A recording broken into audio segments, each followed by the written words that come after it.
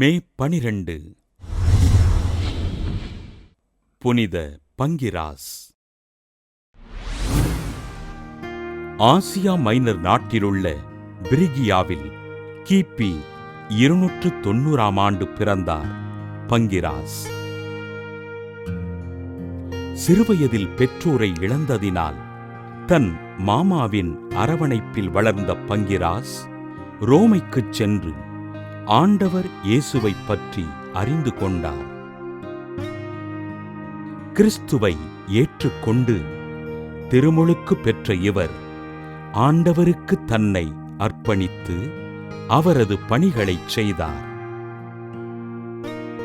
பிற தெய்வங்களுக்கு பலி செலுத்துவதை கடுமையாக எதிர்த்த பங்கிராஸ் கத்தோலிக்க விசுவாசத்தினை மக்களிடம் பலப்படுத்தினார். பங்கிராசின் போதனைகளைக் கண்ட ரோமை அரசன் டயோக்ளேசின் பங்கிராசினை கைது செய்து சிறையில் அடைத்தான். சிறையில் பல்வேறு சித்திரவதைகளை அனுபவித்த பங்கிராஸ் கிபி 304ஆம் ஆண்டு தன் 14வது வயதில் தலை வெட்டப்பட்டு மறைசாட்சியானார். சிறுவயதிலேயே ஆண்டவரை அறிவித்து ஆண்டவருக்காக உயிர் துறந்த பங்கிராசினை திரு அவை புனிதராக உயர்த்தியது.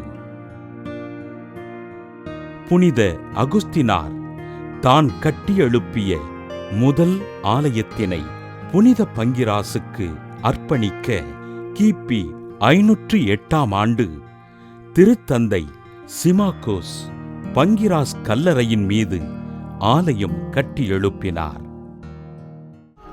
புனித பங்கிராஸ் திருவிழாவினை கொண்டாடுகின்ற நாம் சிறுவயது முதலே நமது பிள்ளைகள் இறைபக்தியில் வாழ்வதற்காக ஜெபிப்போம்.